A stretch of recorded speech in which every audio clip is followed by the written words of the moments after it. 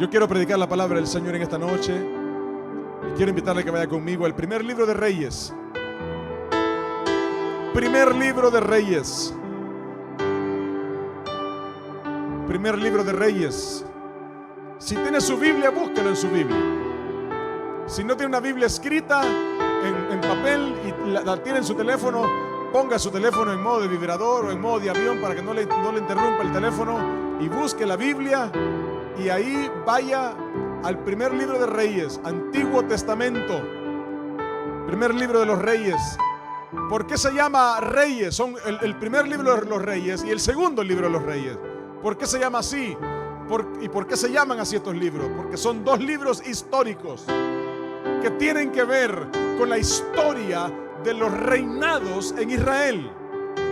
El Señor comenzó esa era de reinados en Israel con el rey Saúl. Y usted puede leer la historia completa en el primer libro de los Reyes, segundo libro de los Reyes, la historia de cómo Israel fue gobernada por reyes que Dios fue instituyendo en la nación. Y ahí conocemos cómo Dios obra, cómo Dios ama a su pueblo, cómo Dios espera también el corazón del pueblo vuelto hacia Él. Primer libro de Reyes, capítulo 19. Primer libro de Reyes, capítulo 19. El primer libro de Reyes, capítulo 19. Reyes, capítulo 19. Le cuento algo antes de que lo leamos, mientras usted lo tiene listo. Hay un dato curioso, interesante, que usted lo tenga presente cuando lea los dos libros de los Reyes. Y es que fueron diferentes reyes en diferentes etapas de la historia de Israel. Pero a mí me resulta interesante que en el primer libro de los Reyes destaca en la historia, en todo el relato bíblico, destaca la participación de un profeta que el Señor usó en una primera etapa de la historia de los reyes de Israel. El profeta Elías. El profeta Elías fue protagonista en el plan de Dios con la nación de Israel, con muchos de los reyes que el Señor escogía. Y el profeta Elías es una de las figuras que en la Biblia encontramos como la representación de la voz de Dios en la tierra. El profeta en el Antiguo Testamento era la voz de Dios, era a quien Dios hablaba para darle un mensaje a su pueblo. Y en el segundo libro de los Reyes hay otro profeta protagonista. Es el sucesor de Elías, Eliseo, el profeta Eliseo. Son dos profetas que protagonizan la historia de los reyes de Israel. ¿Por qué? Porque el Señor les usó para hablarle a los reyes de Israel y al pueblo de Israel acerca de cuál era la voluntad de Dios para su pueblo. Para que usted lo tenga presente y entienda cuando usted lea esa porción de la Escritura en el primer libro de los Reyes y el segundo libro de los Reyes. Y en el primer libro de los Reyes, uno de los reyes que se menciona en la Biblia, ya lo he mencionado antes algunas veces, pero se lo vuelvo a mencionar, el rey Acab, A-C-A-B. El rey Acab está registrado en la historia de los reyes de Israel como el rey más malvado de la historia de Israel, el rey más perverso en la historia de Israel, el rey más alejado de Dios en la historia de Israel, el rey que hizo más cosas en contra de la voluntad del Señor, el rey Acab. Y una de las cosas que Acab hizo mal fue que decidió abrirle su corazón para compartir su vida con una mujer que no solamente no adoraba a Dios, sino que estaba en contra del Señor. en contra del Dios de Israel. Su esposa llamada Jezabel, una mujer que indujo a Acab a hacer todo lo malo delante de los ojos del Señor. Alguien puede decir: pastor, pero ¿cómo es que esa mujer tenía todo el poder para hacerlo, la autoridad para hacerlo? Mis amados hermanos, hombres, esposos, sabemos que al final del día terminamos cediendo. Usted sabe, ¿verdad? A veces nos ponemos un poco serios y un poco está bien. Después de haber luchado, ¿verdad?, tirado y encogido un rato, terminamos cediendo. Y por eso es tan importante la labor de la mujer a la par de un hombre. La labor de una mujer que ame a Dios. La labor de una mujer sabia. La labor de una mujer inspiradora, de una mujer que no se rinde, que edifica bien su casa. Porque esa mujer puede ser el instrumento para la bendición o para la destrucción, no solamente de ese hombre, sino que también de una familia, de una generación. Mujeres, hay una encomienda muy valiosa encargada por el Señor en sus vidas. Hombres, hay una responsabilidad que el Señor ha dejado a nuestra vida, que necesitamos cuidarla, considerarla, aún por encima de cualquier deseo, sentimiento, anhelo o capricho que su esposa, nuestra esposa, tenga. La voluntad de Dios tiene que ser primero. Y el rey Acab olvidó esto. A Jezabel no le importaba. Y Jezabel indujo a Acab a adorar a otros dioses, especialmente a uno perverso al que le habían creado una historia de maldición tremenda llamado Baal, al que le consagraban niños pequeños y los sacrificaban y les entregaban a ese ídolo su sangre. La Biblia dice que el Señor usó la vida de Elías el profeta para desafiar al rey Acab, para decirle: tráeme a aquellos que te sirven, que sirven a ese Dios pagano, para demostrar quién es Dios aquí en Israel. Y le lanzó un desafío que muchos conocen. Los trajo y les dijo: cada quien construya su propio holocausto, su propio sacrificio. Pongan leña, pongan piedra, y el Dios que haga descender fuego del cielo, ese es el Dios verdadero de Israel. Y los profetas que según ellos ministraban a su Dios Baal, la Biblia dice que estuvieron tratando de hacer que descendiera fuego del cielo de donde su Dios Baal reinaba. Y todo el día pasó sin que nada sucediera. La Biblia dice que Elías les dijo: el Dios que haga descender fuego del cielo no solamente será el Dios verdadero, sino que será el Dios al que aquí en Israel se va a adorar. Y no solamente eso le dijo a Elías, le dijo al rey Acab: y si mi Dios es el Dios verdadero, esta gente se muere. Yo me encargo de acabar con ellos. Y escucha el desafío de Elías. Le dice: y si el Dios de ustedes es el Dios verdadero, entonces yo me muero. Tremendo. Y la Biblia dice que cuando es el turno de Elías, Elías levanta un sacrificio, un holocausto para el Señor. Hace una oración de misericordia por él mismo, porque estaba arriesgando su propia vida. Y le dice: Señor, no me deje aquí avergonzado. Haz descender fuego del cielo y enséñales que tú eres Dios. Y la Biblia dice que el Señor hizo descender inmediatamente fuego del cielo y consumió el holocausto, consumió el altar que se había preparado para el Señor. Y la Biblia dice que Elías, escuche esto, con su propia mano acabó con 400 profetas que adoraban a Baal, que le servían al Dios Baal. Y ahora Dios, el Dios verdadero, Jehová de los ejércitos, estaba supuesto a ser otra vez el Dios al que se adorara en Israel. La victoria del profeta Elías era tremenda.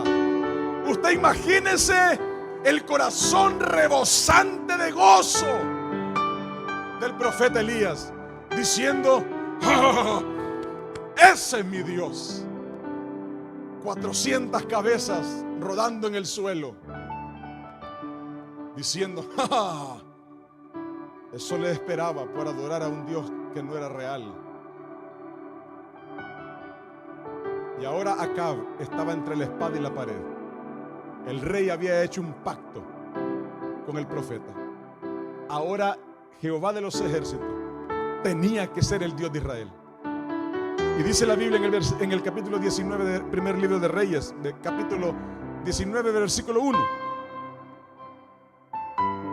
Dice la Biblia: Acab, el rey Acab, le dio a Jezabel, su esposa, la noticia de todo lo que Elías había hecho y de cómo había matado a espada a todos los profetas.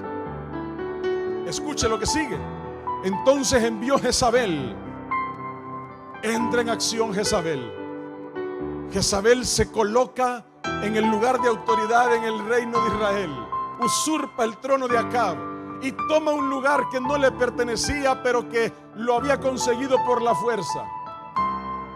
Envió Jezabel a Elías un mensajero,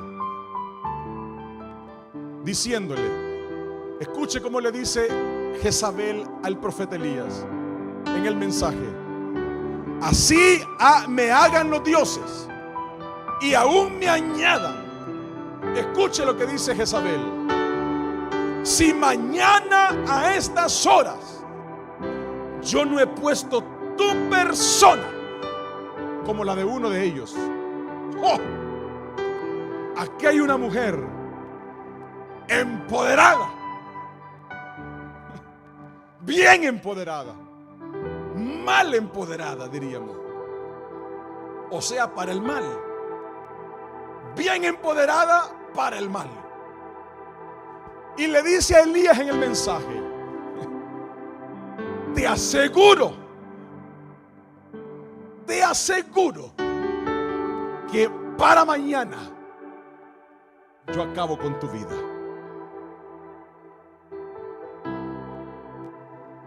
Eso no era un juego, era la reina. Tenía los ejércitos a su disposición, tenía poder, era la esposa del rey. Versículo 3 dice la Biblia: viendo pues el peligro,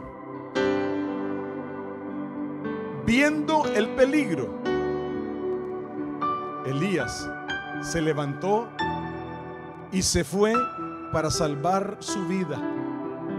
Y vino a Berseba, que está en Judá, y dejó ahí a su criado, que era Eliseo. Y él se fue por el desierto un día de camino. Y vino, se alejó de Jerusalén un día de camino. Escuche. Y vino y se sentó debajo de un arbolito, de un enebro. Y deseando morirse, escucha, Elías acaba de que con su mano, con su propia espada, acabó con la vida de 400 profetas de un Dios pagano. Acaba de ver el fuego descendido del cielo por el Señor, respaldando su vida, dándole un espaldarazo a Elías. Ahora está Elías debajo de un árbol, diciéndole al Señor: quiero morirme, llévame, mátame, basta ya, Jehová, quítame la vida, pues no soy yo mejor que mis padres. Y echándose debajo del enebro, se quedó dormido. Mire qué cosa la de la vida. Se quedó dormido. Y he aquí, luego vino un ángel y lo tocó. Un ángel, es que Elías estaba en ese nivel. Elías vivía en ese nivel espiritual, que sus visitas eran angelicales, sus contactos eran celestiales. Y la Biblia dice que un ángel le tocó y le dijo: levántate, Elías, come. Entonces él miró, y he aquí que a su cabecera, donde él estaba recostado debajo del enebro, había una torta cocida sobre las ascuas. O sea, era una torta que tenía hasta el carboncito donde se estaba cocinando, y una vasija de agua. Y Elías comió, bebió y volvió a dormirse. Confiado, estaba un día de camino. Comió, bebió y se volvió a dormir. Y volviendo el ángel de Jehová la segunda vez, lo tocó diciéndole, lo vuelve a tocar y le dice: levántate y come, porque largo camino te resta, Elías. ¡Ánimo, Elías! Levántate y come. Vamos, sigamos el camino. Se levantó pues y comió y bebió, y fortalecido con aquella comida, caminó 40 días y 40 noches hasta Horeb, un monte donde se adoraba al Señor, el monte de Dios. Escuche esto: ahí en Horeb encontró un lugar que le resultó atractivo. Allí en Horeb, dice la palabra del Señor, se metió en una cueva donde pasó la noche. Y vino a Elías la palabra de Jehová, el cual le dijo: ya no era el ángel, ya no era el ángel. El ángel ya había hecho 2 intentos. Ahora ahí adentro de la cueva se aparece el Señor. Y mire lo que sucede. Le dijo: ¿qué haces aquí, Elías? Elías, ¿qué haces aquí en esta cueva?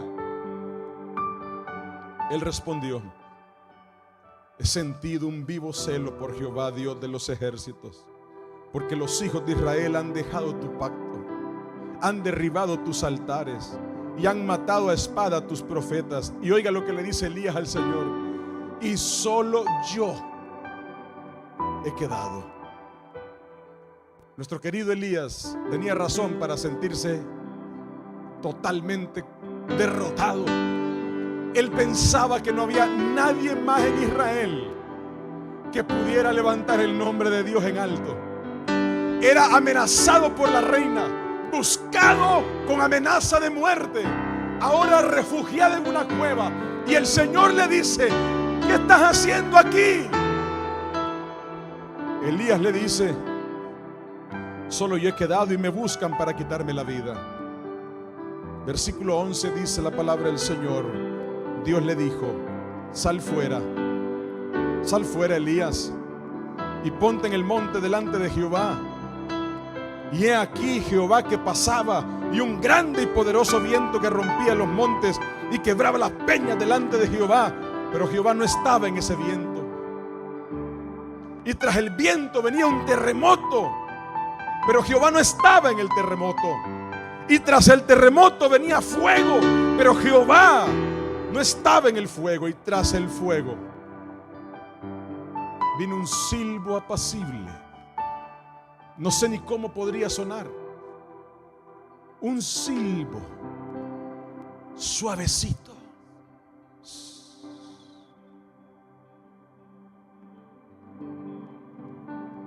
Y cuando Elías oyó esto, cubrió su rostro con su manto y salió y se puso a la puerta de la cueva. Y he aquí vino a él una voz diciendo: ¿qué haces aquí, Elías? ¿Qué haces aquí? Él respondió: he sentido un vivo celo por Jehová, Dios de los ejércitos, porque los hijos de Israel han dejado tu pacto, han derribado tus altares, han matado a espada a tus profetas, y solo yo he quedado y me buscan para quitarme la vida. Elías tenía bien trabajado el discurso de queja, lo tenía bien elaborado el discurso de lamento. ¿Usted ha preparado alguna vez su discurso de lamento? ¿Ha preparado usted alguna vez su discurso de queja? ¿Sí? ¿Cuál discurso, pastor? Ese que a veces le decimos a Pedro, le decimos a Juan, le decimos a María. Se lo contamos a todo mundo, la misma queja, el mismo lamento. Lo tenemos elaborado, preparado. Alguien le dice, pero ¿qué te pasa? Ya tenemos el discurso. El otro le dice, pero ¿qué pasa? Está el discurso. Elías tenía el discurso bien elaborado. Por segunda vez le dice al Señor lo que le está pasando. Una queja, un lamento. Le dice, solo yo he quedado. Versículo 15. Le dijo Jehová. Qué lindo Dios que nos ignora muchas veces el lamento, que nos ignora la queja. ¿Usted ha sentido algunas veces que el Señor ignora su queja? Qué lindo que Dios ignore nuestro lamento. Le dijo, ve, vuélvete por tu camino, por el desierto de Damasco, y llegarás y ungirás a Hazael por rey de Siria, a Jehú, hijo de Nimsi, ungirás por rey sobre Israel. Y a Eliseo, hijo de Safat, de Abel Mehola, ungirás para que sea profeta en tu lugar. Y el que escapare de la espada de Hazael, Jehú lo matará. Y el que escapare de la espada de Jehú, Eliseo lo matará. Escuche lo que le dice en el versículo 18 a Elías. Y yo haré que queden en Israel 7,000 cuyas rodillas no se doblaron ante Baal y cuyas bocas no besaron a Baal. Le dice el Señor a Elías, mira Elías, sal de esa cueva, levántate, devuélvete de donde veniste, que voy a ungir al nuevo rey de Israel en lugar de Acab. Y prepárate que te voy a mostrar que estás equivocado, que no estás solo, que no eres el único. Hay 7,000 rodillas que tú crees que eres el único, pero 7,000 rodillas arriesgaron su vida, pagaron el precio para no rendirse delante de Baal. Le dice el Señor a Elías, tienes que entender que no eres la única moneda valiosa en esta tierra. Hay más hombres que están dispuestos a pagar su vida por mí. Deja el lamento, deja la queja, deja la cobardía, deja el temor. Hay 7,000 más. No eres el único valiente, no eres el único que está dispuesto a pagar con su vida. ¿Qué te pasa? Le dice 2 veces a Elías, ¿qué haces aquí? ¿Qué haces en esta cueva, Elías? ¿Qué haces en esta cueva? Amada iglesia, huir a la cueva a veces parece la mejor opción. Huir a la cueva parece muchas veces una buena opción. Correr, huir, irnos lo más lejos posible.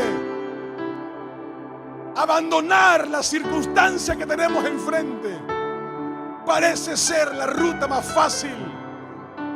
Encontrar esa cueva parece lo mejor. Cuando la presión es muy fuerte a nuestro alrededor, cuando las circunstancias apretan, cuando las amenazas son fuertes, cuando el riesgo es muy alto, cuando la crisis está dura, huir a la cueva parece una buena opción. Yo le pregunto, ¿usted ha tenido alguna vez una cueva de esas? Como la de Elías. Es cómodo huir a la cueva, muchas veces es lo más fácil. Muchas veces lo más fácil es huir de las circunstancias que nos están rodeando. Muchas veces ir a la cueva es lo más conveniente. Mejor me aíslo, mejor me encierro, mejor me escondo, mejor huyo. Por el Señor estoy pagando este precio. Mejor me voy de aquí. ¿Cuántas cuevas hemos encontrado en la vida? El Señor le dijo a Elías: ¿qué haces aquí en la cueva? ¿Qué haces aquí en la cueva? ¿Es por temor? ¿Es porque crees que no puedes? ¿O es porque no tienes lo que crees que necesitas? ¿Por qué estás en la cueva? ¿Por qué te has escondido? ¿Por qué has huido? Ayer viste mi gloria. Ayer viste mi presencia. Ayer viste mi poder. ¿Qué te hace pensar que hoy no lo voy a hacer? Si ayer viste mi mano poderosa a favor de tu vida, ¿qué te hace pensar que hoy te voy a dejar? ¿Qué crees? ¿Que Jezabel va a acabar con tu vida? Si yo pude con 400, no voy a poder con Jezabel. ¿Qué te pasa, Elías? ¿Qué haces aquí? El Señor le reclama a Elías. Le dice: regrésate. Vuelve a dar la cara. Vuelve a mostrar que eres mi siervo. Vuelve a poner tu cara de frente. Vuelve a mostrar mi gloria, Elías.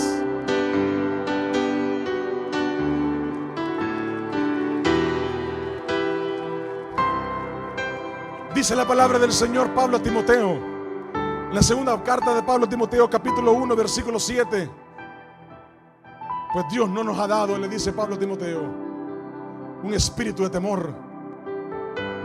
No nos ha dado el Señor un espíritu de temor, ni de timidez, para meternos en la cueva. ¿De qué se esconde? ¿De quién se esconde?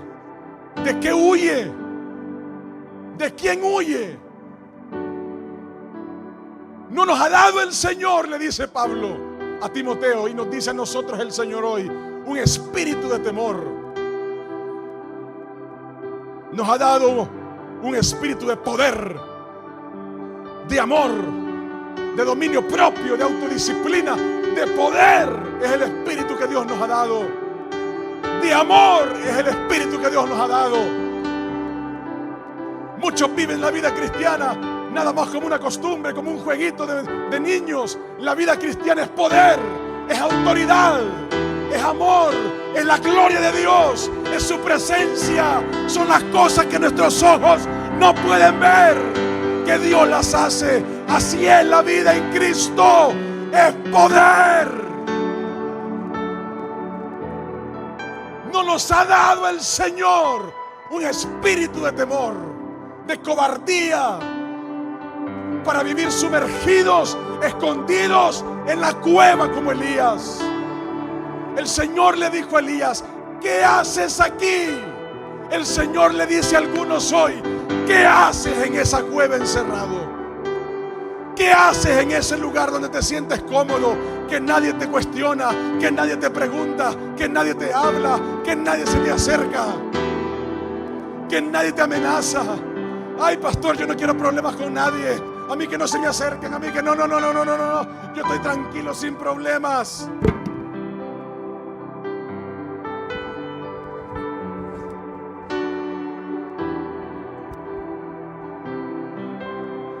Ese no es el Espíritu de Dios. El Espíritu del Señor le dijo a Elías: regresa por el mismo camino, por los mismos 40 días que caminaste. Regresa. Vuelve a dar la cara. ¿Cuál es tu temor? ¿A qué le temes, Elías? A Jezabel. No te mostré mi gloria. Regresa por donde veniste. Sal de esa cueva. Yo te he sostenido. Yo lo hice ayer. Lo voy a volver a hacer hoy. ¿Qué haces aquí? ¿Qué está haciendo usted ahí, escondido de lo que Dios quiere hacer con su vida? ¿Qué está haciendo usted allá, metido en aquel lugar donde no quiere ser expuesto? ¿Por qué se esconde de lo que Dios quiere hacer con su vida? ¿Qué hacen en esa cueva? Jóvenes, ¿qué hacen en la cueva de la sombra de otros? Sumergido en la depresión. Ay, es que estoy deprimido. Ay, salga de esa cueva. El Señor te dice hoy: si yo te mostré mi gloria ayer, lo voy a volver a hacer hoy.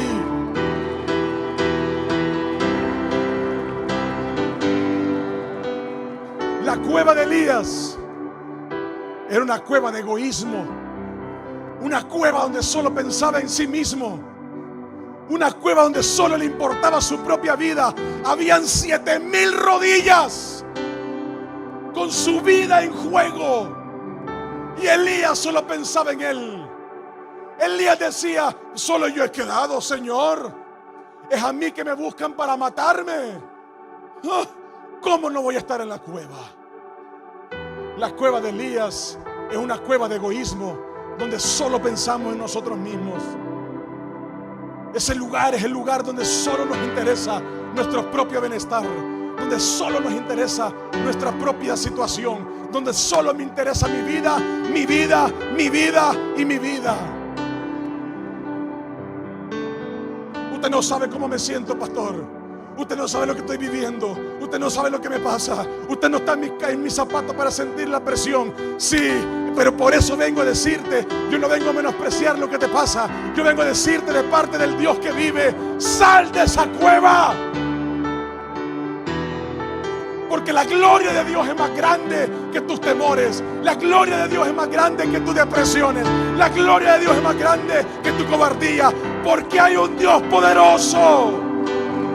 Dale gloria al Señor, iglesia.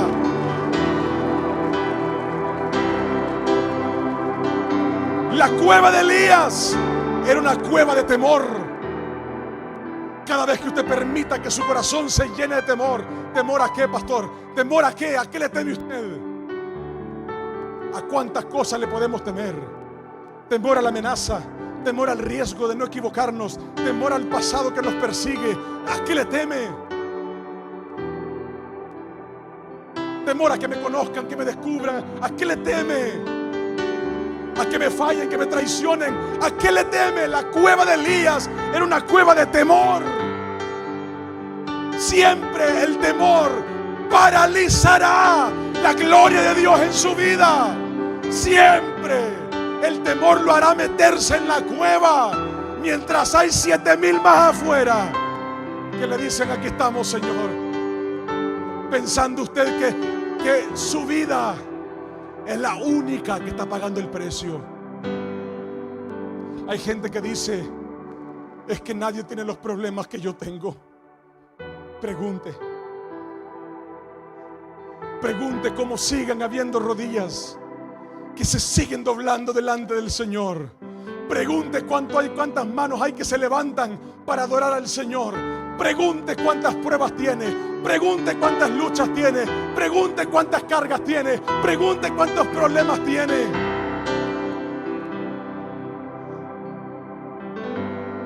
La cueva de Elías era una cueva de una fe fallida, de una fe que había fallado, de una fe que había fracasado. La cueva de Elías era el lugar donde estaba refugiado aquel que su fe hoy ya no le estaba funcionando. Cuando usted se refugia en su cueva, cuando usted se aleja de lo que Dios quiere hacer con su vida, porque solo está pensando en su propia vida, usted está inmediatamente provocando que su fe falle. La fe de Elías falló. La fe de Elías en ese momento colapsó. El Señor le dijo a Elías: dime, respóndeme, ¿qué haces aquí? ¿Sabe qué le dijo Elías? Un discurso planeado, un lamento elaborado, una queja bien escrita. 2 veces se la dijo igual. Le dijo: me buscan para matarme. Ya no queda nadie, solo yo. Tengo miedo.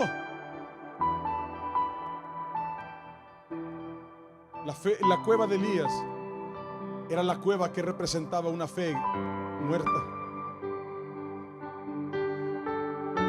Pero el Señor es tan lindo que en la cueva nos busca. En su lugar de depresión, el Señor le busca. En su lugar de tristeza, el Señor le busca. En su lugar de soledad, el Señor le busca. En su lugar de angustia, el Señor le busca. En su lugar de queja, de lamento, el Señor le busca. En su lugar de preocupación, el Señor le busca. En su lugar de crisis, el Señor le va a volver a buscar y le va a decir: ¿qué haces aquí? Vuelve a mi plan. Dale palmas al Señor, iglesia.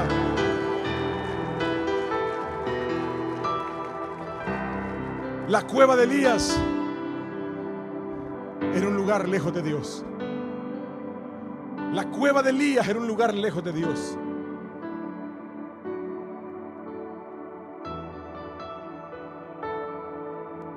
Yo le pregunto, ¿usted está en esa cueva? La cueva donde Elías se refugió era un lugar donde Dios no estaba, donde Dios tuvo que ir a buscarlo, donde no era el plan que Dios tenía para completar su gloria en Israel. La cueva de Elías no era el lugar para el que Dios había diseñado a Elías. La cueva de Elías no era el lugar donde Dios dijo, ahí te quiero usar. No era en la cueva. Por eso el Señor fue a buscarlo a la cueva, a decirle, sal de aquí, Elías. Y el Señor te dice en esta noche, sal de tu cueva. Sal de ese lugar donde piensas, donde sientes que todo está perdido, que todo está acabado. Todavía hay plan, dice el Señor. Todavía hay plan, pero el plan está fuera de la cueva. El plan está fuera de ese lugar de tristeza. El plan está fuera de este lugar de depresión. El plan está fuera de ese lugar de temor. Está fuera de la cueva. No hay plan de Dios para Elías en la cueva. Le dijo el Señor a Elías, sal de ahí, regresa a Damasco, pon tu cara otra vez delante del rey, porque vas a ungir, vas a declarar al nuevo rey de Israel.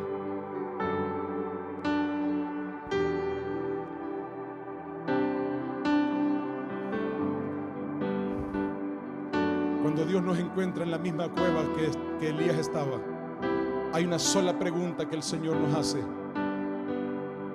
¿Qué haces aquí? ¿Qué haces aquí en el lugar donde no hay esperanza?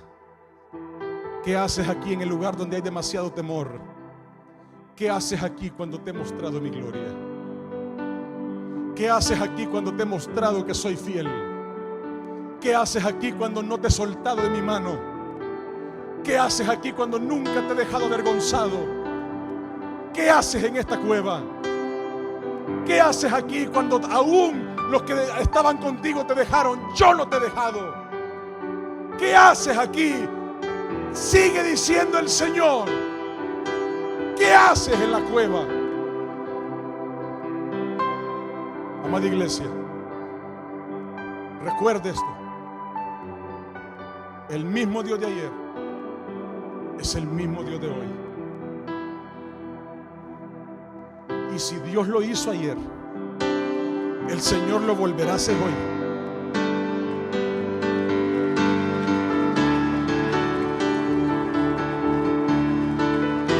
Y le tengo una mejor noticia. Si Dios ya lo está haciendo hoy, mañana lo seguirá haciendo. Porque la fidelidad del Señor no está encerrada en la cueva. La fidelidad del Señor está aún delante de nuestros propios enemigos, aún delante de las circunstancias más difíciles, aún delante de la tristeza más profunda. La gloria de Dios está para sostenernos fuera de la cueva.